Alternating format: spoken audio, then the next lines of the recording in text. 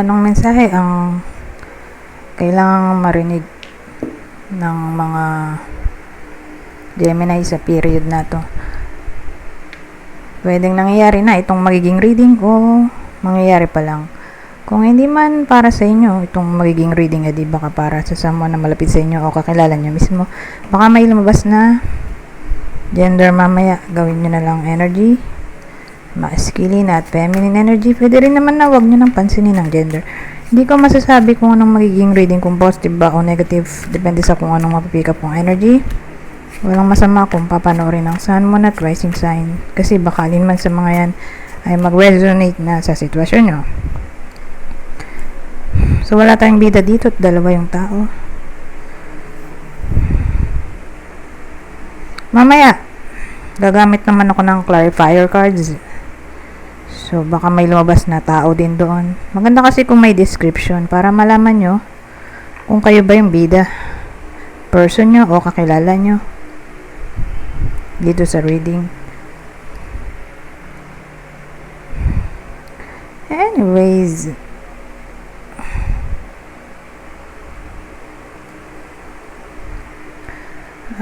magsimula na tayo. Ano kaya itong Queen of Swords? So, meron pala tayo ditong Queen of Swords, Seven of Pentacles, Page of Wands, Nine of Cups.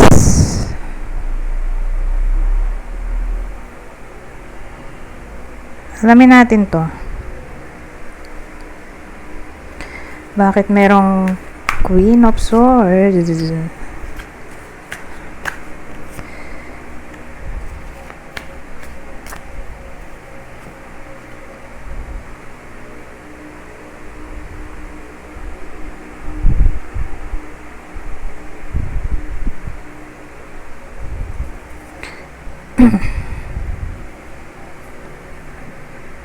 So, may Queen of Swords tayo. Ano?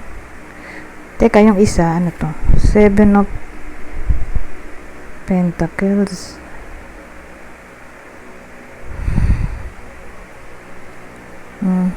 So, anong topic dito? So, may someone na nine pala to. Knight of Swords, Nine of Swords, the Empress. May someone na hindi nakikipag-usap. Probably yung babae. Ito, may bida na pala tayo. Nandito na yung Empress. So, yung bida natin ay etong description, okay? Kunin nyo lang yung description na sa tingin nyo ay fit sa sitwasyon nyo o sa person nyo.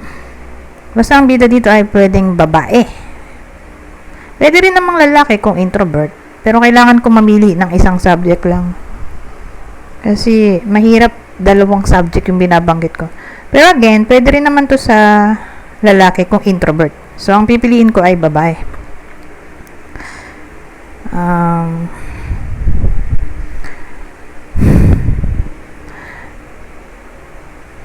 Sabihin natin buntis. Buntis ngayon. Nanay na. Kasal.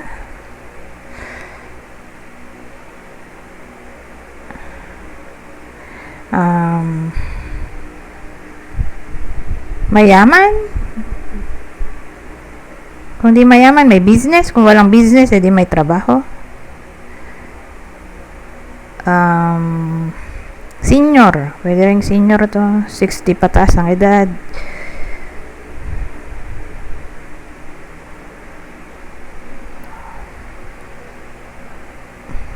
Anyways, magsimula na ulit tayo. Ang dating kasi may someone dito, probably yung babae. Yung bida natin. Hindi siya nakikipag-usap sa person niya.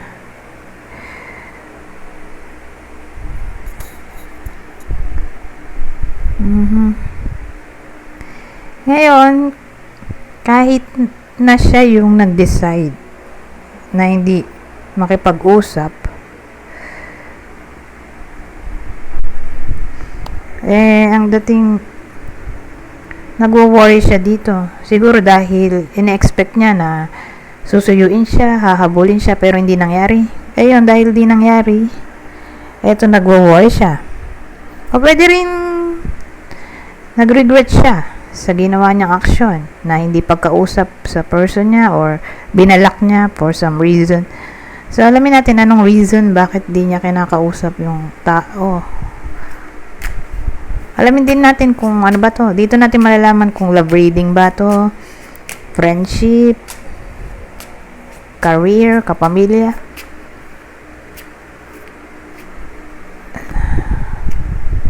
Ay, baliktad. Hindi ako nagbabasa ng baliktad. Unless may kodigo. Baka baliktad din to. Hindi. Ito. Ayan, tumalsik. Hindi. Teka lang. May tumalsik na card kasi eh.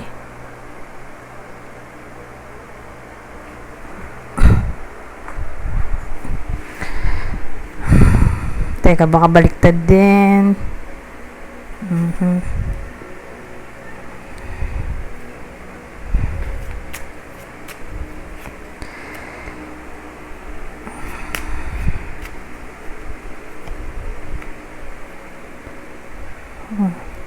So, ito yung ahas na babait.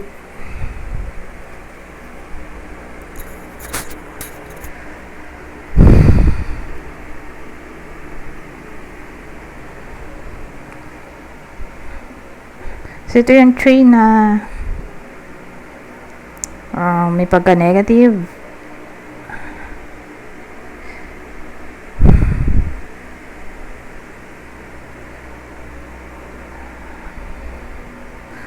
Relasyon to eh. Kasi ang dating na-stuck yung may na-stuck dito, probably yung babae. Or bored yung boring yung connection, pwede rin ganun.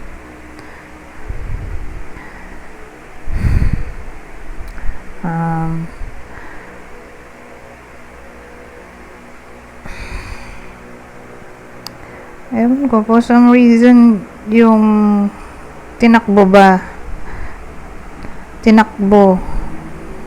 baga nung reading eh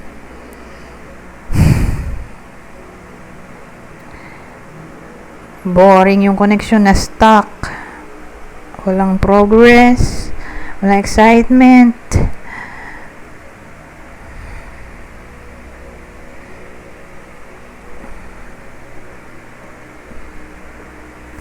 Hindi na nag-grow kasi yung puno kasi nga panahon ng snow. So paano ka mag-grow kung may snow? Yun yung dating dito. Hindi nag-grow. Walang growth yung relasyon ba? Kasi commitment card to eh.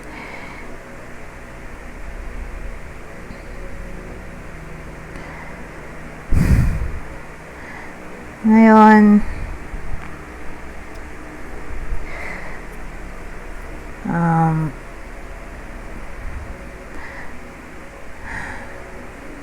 babae to eh. Pwede ring babae yung snake. So, probably yung babae yung nakaramdam. Sa bagay, siya rin naman yung bida dito eh.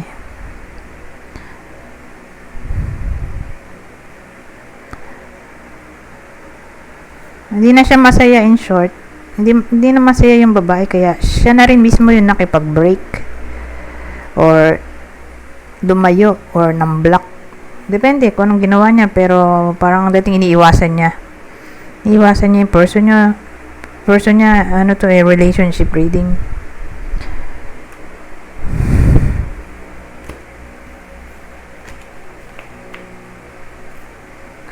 Ngayon, may 7 of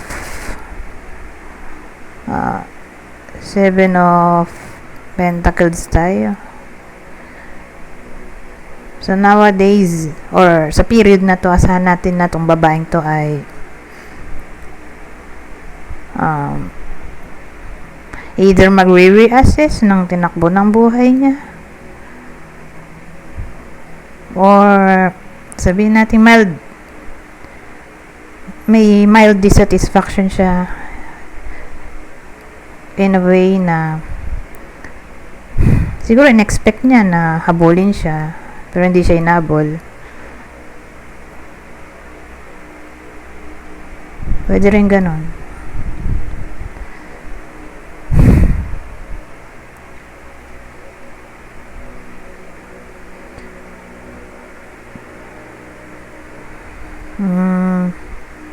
Ayun, may page of wands tayo. So, ang dating sa akin sa period na to, maki-curious siya. Kasi, yung pusa, na-curious siya sa laruan, Or for some reason, may tawag dito, may something na pwede mag-cause ng restless mind sa isip niya. Tawag dito, mag-cause ng restlessness na lang. Alamin na nga natin to. Di ko rin alam kung ano ba to. Alamin natin tong part na to. Page of Wands.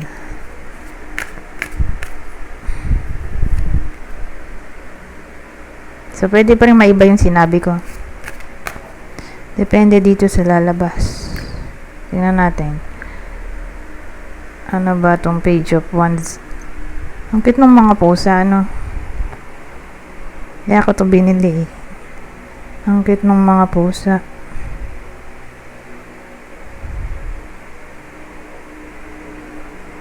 Ganda ng pagka-drawing. Anyways. Ace of Swords. So, yung Page of Wands, clarify ng Ace of Swords, Strength card, at ano to? Four of Wands.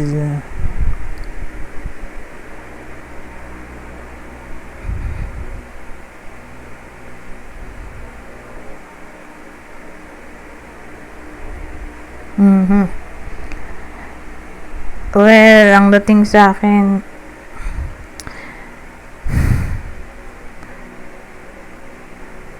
baka mag-reconnect sila. Either dahil sa kapamilya, na pagbabatiin sila, o common friends. Na parang makikurious siya.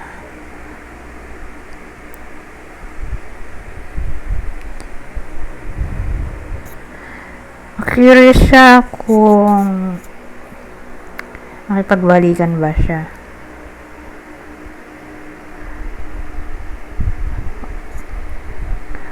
So, kung hindi to pagbabatiin, may someone na pagbabatiin sila. Like kapamilya, common friends. Kung hindi ganun, ay magre-reconnect sila. So, ibig sabihin, may chance na gumawa ng way yung partner niya para makipag-ayos sa kanya.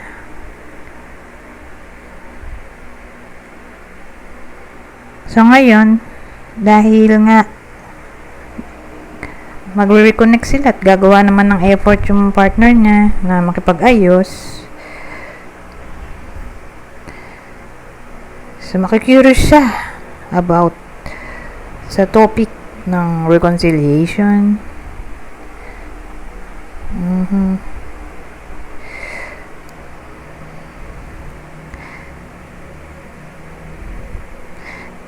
So, may strength card tayo, Kasi ibang meaning din ito ay pwede rin palang love. Okay? Di lang siya purong strength in a way na pagiging matapang. Maraming pwedeng case yung strength card. Pwede rin siyang love, compassion, acceptance.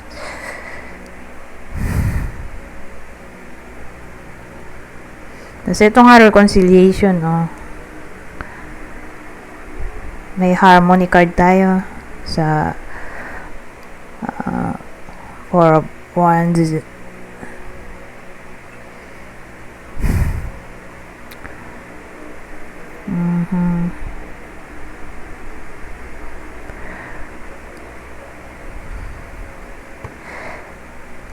O sense of stability or ibang meaning, home din so mabuo ulit yung pamilya. So again, makikurious yung bida natin sa topic ng reconciliation. Either dahil pagbabatiin sila ng common friends o family members, or gagawa ng way yung partner niya para makipagbalikan sa kanya. Tapos makikurious nga siya sa topic ng reconciliation, kung makikipagbati pa ba siya o hindi na. Ngayon, may 9 of Cups tayo. Ito.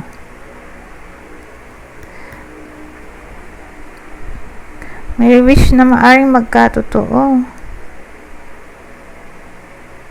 Magiging masaya siya dito.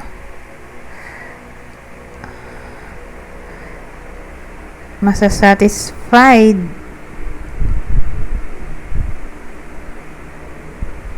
Baka yun na yun. Yung wish niya na mag-reconnect o magkabalikan pa.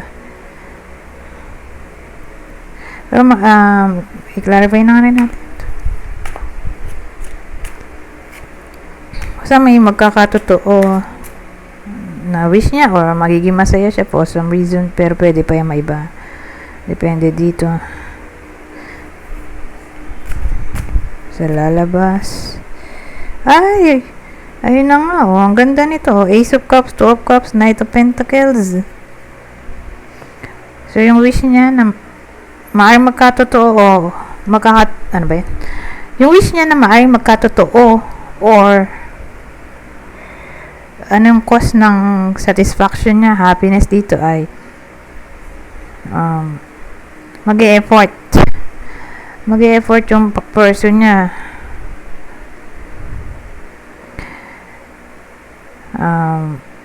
para ma-win back yung trust niya nung babae. Mag-e-effort yung partner niya para ma-win back yung trust nung babae. So doon papasok tong Ace of Cups na reawakening ng feelings. Kasi nga dati ang boring ng connection nila, feeling stuck yung babae, bored na siya, wala excitement, walang progress. So may something na gagawin ba yung partner niya para maging masaya. So sabihin natin, kung yung partner cold, di magiging intimate naman siya dito. Asahan natin ang intimacy sa Ace of Cups. So dahil dyan sa intimacy, ayan, makakapalagayan na ulit sila ng loob sa Two of Cups. Babalik ang partnership,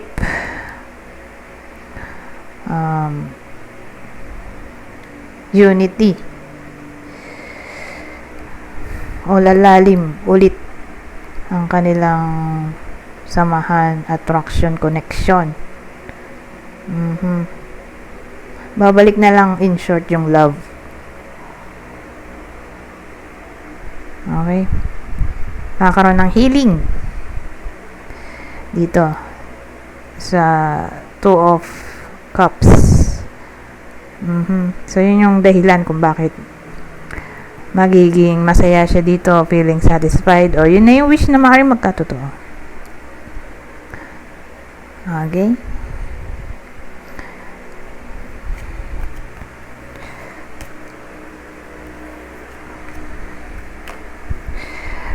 pwede rin mag-effort din kasi ito mag-effort yung partner niya na pasayin siya, o maging good provider, o magbigay ng pera, So, card din to ng loyalty o pag-offer ng stability, security.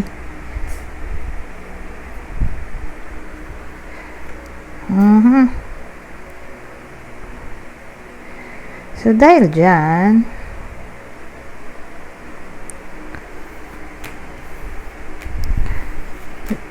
pupunta na tayo sa clue.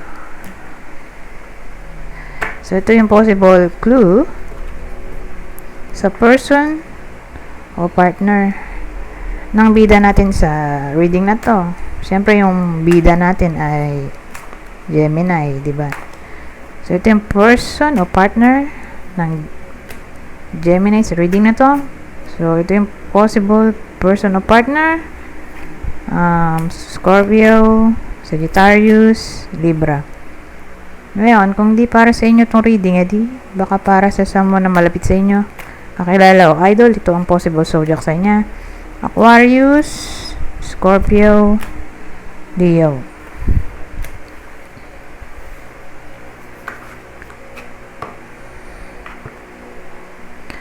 Ngayon, punta din tayo sa susunod na clue. Same instruction. Kung hindi man tumama sa inyo tong clue, edi baka tumama dun sa person nyo, kakilala o idol. Kunin nyo lang yung clue na sa tingin nyo ay fit sa sitwasyon nyo. So, meron tayong clue na dark skin. So, pag ganyan, maitim. So, may someone na maitim or tan ang skin. Basta hindi maputi. Okay? Dark skin eh. So, ito, may someone na mahilig sa makukulay na damit. Ito, may someone din na mabisyo o unhealthy habits, mabisyo or may ginagawa siyang hindi healthy sa kalusugan. So, hindi lang naman bisyo yan, kundi sabihin natin hindi masyadong natutulog, kain ng matatamis o unhealthy foods. So, may unhealthy habits na nga lang. Mahirap i-explain. Ito, braids. So, dito, may someone na mahilig magtirintas. Magtirintas ng buhok. O maalam magtirintas ng buhok.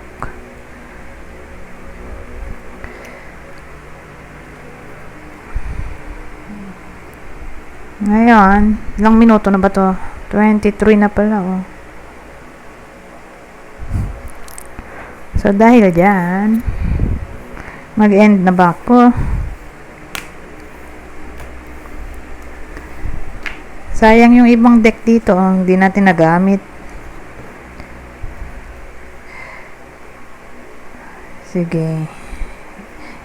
Isa lang, para lang mailabas. Kaya lang hindi ko na malalabas. Ay, ito, nagamit ko naman to, diba? Kasi sayang itong dalawa. So, isang spread lang. Isang spread.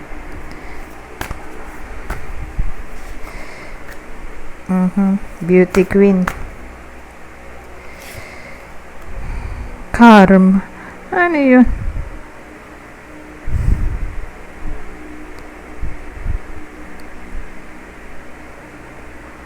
Well, ang dating sa akin, pag nakita ko kasi itong Beauty Queen, ito yung mga single na tao na nasa process na ng pag-move on in a way na open na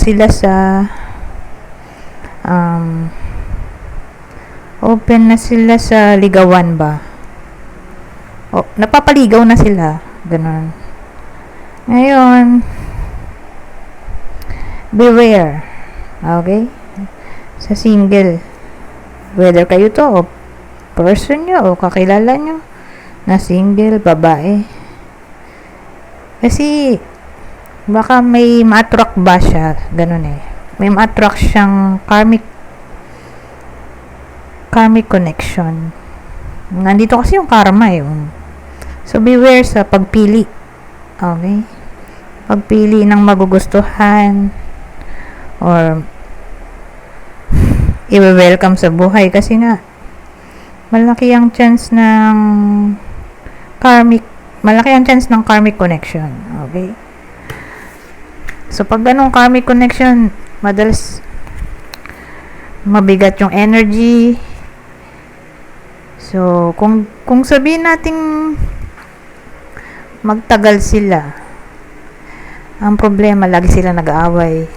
Pero, malaki din ang porsyento na hindi nagtatagal yan dahil sa heavy karma.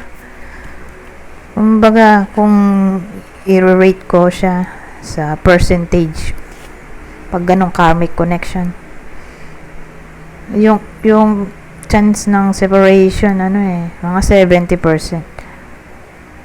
Kasi dyan papasok yung karmic connection, soulmate connection, twin flames. So, ito yung mabigat na connection, yung karmic. Anyways, dito na tayo sa huling deck. Ano pang masasabi nito? So, last deck na to.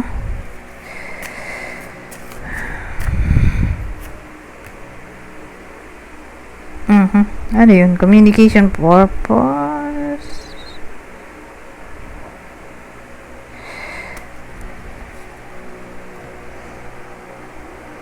So, ang dating sa period na to,